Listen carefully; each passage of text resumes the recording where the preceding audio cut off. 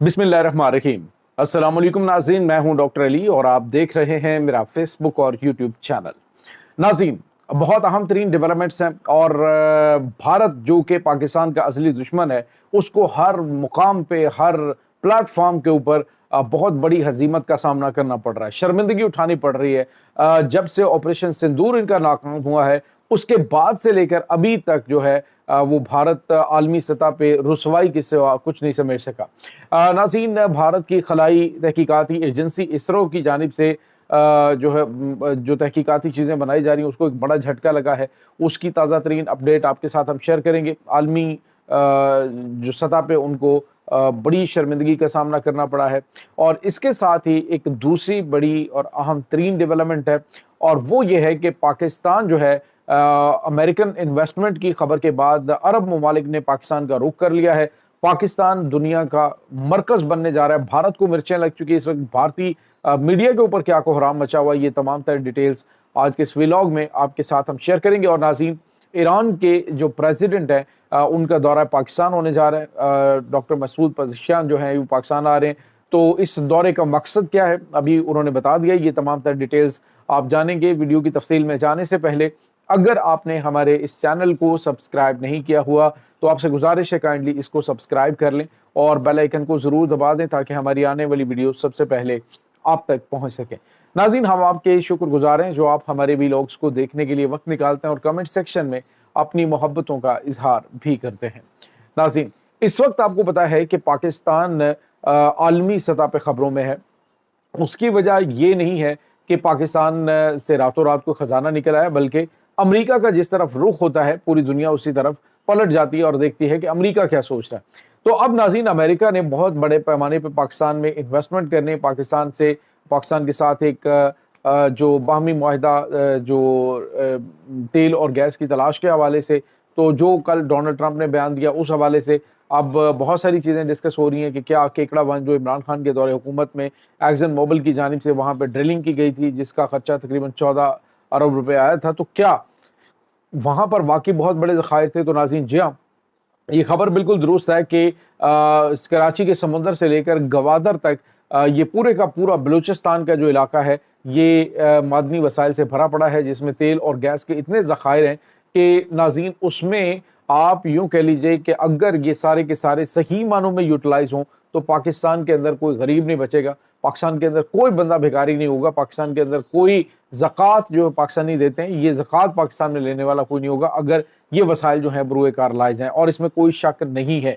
नाज़रीन, अमरीका की जानिब से यकदम पाकिस्तान की जानिब रुख मोड़ना ये अब किसी अचंभे की बात नहीं है, बल्कि इसकी पूरी प्लानिंग चल रही थी और पाकिस्तान को पहले कोशिश की गई कि पाकिस्तान को जो है वो किसी तरीके से भारत के ज़रिए तोड़ा जाए, पाकिस्तान को बलूचिस्तान का इलाका जो है वो पाकिस्तान से अलग कर लिया जाए, और इसमें नो डाउट के आलमी इदारे शामिल थे, आलमी जो खुफिया एजेंसियाँ हैं वो इसमें शामिल थी। लेकिन पाकिस्तान ने सिर्फ चंद घंटे की एक छोटा सा ट्रेलर दिखा के दुनिया की आंखें खोल दी कि पाकिस्तान एक इस तरह का तरने वाला नहीं है कि जिसका दिल करेगा वो मुंह में लेगा और चबा लेगा और निगल लेगा। पाकिस्तान एक ऐसी हड्डी बन जाएगा कि जो गले में ऐसी अटकेगी कि ना तो कोई उगल सकेगा और ना ही निगल सकेगा।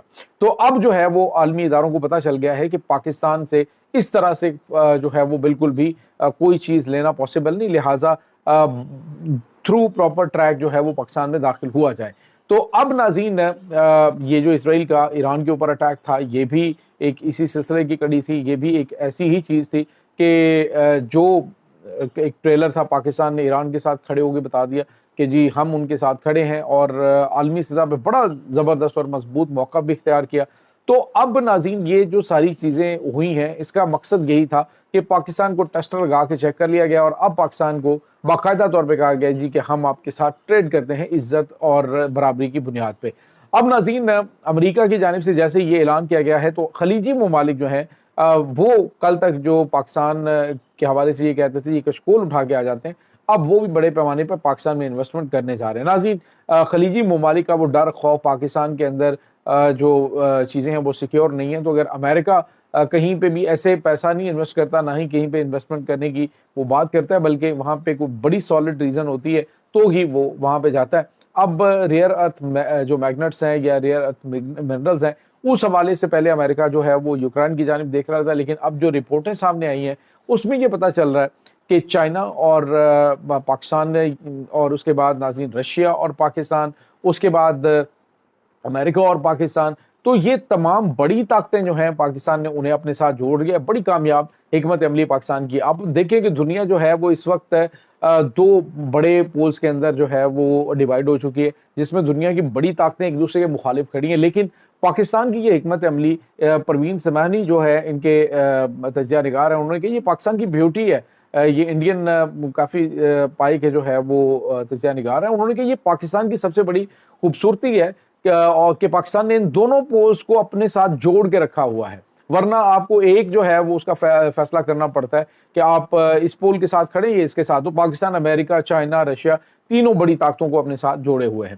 اب ہوا یہ ہے کہ انڈیا جو ہے اس کی اجارہ داری خطے سے ختم ہو چکی ہے، اور خطے کے اندر پاکستان اپنی اسٹریٹجک اہمیت اور جغرافیائی لحاظ سے، اور خاص طور پہ جو پاکستان کے اندر موجود، جو عرصہ دراز سے ہم چیزیں سن رہے ہیں کہ پاکستان کے اندر بہت بڑے وسائل موجود ہیں، اب وہ وسائل جو ہیں وہ نکالنے کا فیصلہ کیا گیا ہے پاکستان کے ساتھ مل کر، جس کا براہ راست پاکستان کو فائدہ ہوگا انشاءاللہ. اور اس کے بعد ناظرین جو بڑی اور اہم ترین ڈیولپمنٹ ہوئی ہے وہ بھارت کو ایک اور بڑا جھٹکا عالمی سطح پہ لگا ہے. عالمی سطح پہ لگنے والا یہ جھٹکا ہے، اس میں بھارت کی جو اسرو کمپنی ہے، جو ان کی Indian space and research technologies کی کمپنی ہے اسرو، وہ ناظرین بڑی شرمندگی کا باعث ان کے لیے بنا ہے کہ آسٹریلیا نے ایک راکٹ جو ہے وہ سیٹلائٹ خلا میں بھیجنے کی کوشش کی گئی، لیکن وہ چند فٹ زمین سے اٹھنے کے بعد گرا اور گر کر تباہ ہو گیا. بعد میں پتہ چلا کہ اس کی جو عالمی سطح پہ اس لیے یہ خبر بہت زیادہ ہائی لائٹ ہوئی کہ جو اس کا راکٹ انجن ہے وہ انڈیا کی جو اسرو ہے اس کی جانب سے بنایا گیا تھا. تو اب عالمی سطح پہ بھارت کو یہ بڑا جھٹکا لگنے جا رہا ہے کہ تمام کے تمام وہ ممالک جو کہ Indian space and research company کی جو پروڈکٹس استعمال کر رہے تھے ان کا اعتماد متزلزل ہو گیا ہے، اور یہ جو راکٹ ہے خاص طور پہ اسپیس ٹیکنالوجی کے حوالے سے وہ بڑی ناکامی کا شکار ہو چکا ہے.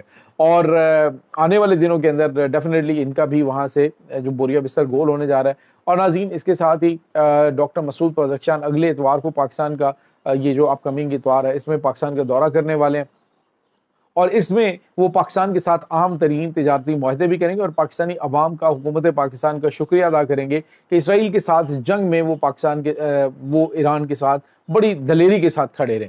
اور ناظرین یہاں پہ آپ کو یہ بتاتے چلیں کہ نہ صرف پاکستانی عوام اور حکومت دلیری کے ساتھ کھڑے رہے، بلکہ انہوں نے واضح طور پہ کہا کہ ایران کو جو ہے وہ ہم ڈاؤن نہیں ہونے دیں گے.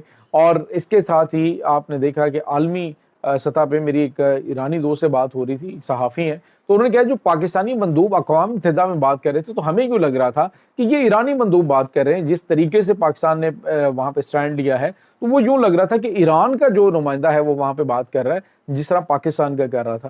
تو یہ ایک بڑی کامیابی. اور اب انہوں نے کہا جو پاکستانی عوام کا شکریہ ادا کرنے آ رہے ہیں. اور ابھی آج ایک پریس کانفرنس کی ہے ڈاکٹر مسعود پزشکیان نے، انہوں نے یہ آذربائیجان کے حوالے سے بڑی بات کی. ناظرین آذربائیجان کے پاکستان کے ساتھ بڑے قریبی تعلقات ہیں، بہت قریبی تعلقات ہیں. اب دیکھیے ذرا آنے والے دنوں کے اندر کیا ہونے جا رہا ہے کہ ایران نے کہا ہے کہ بہت ساری باتیں آذربائیجان کے بارے میں لوگ کرتے ہیں لیکن وہ ہمارا رشتہ دار ہے. آپ کو یہ بتاتے چلیں ناظرین کہ جو آذربائیجان کی زیادہ تر کمیونٹی ہے وہ اہل تشیع ہے، یعنی شیعہ کمیونٹی سے تعلق رکھتے ہیں. ایران میں بھی زیادہ اہل تشیع کمیونٹی.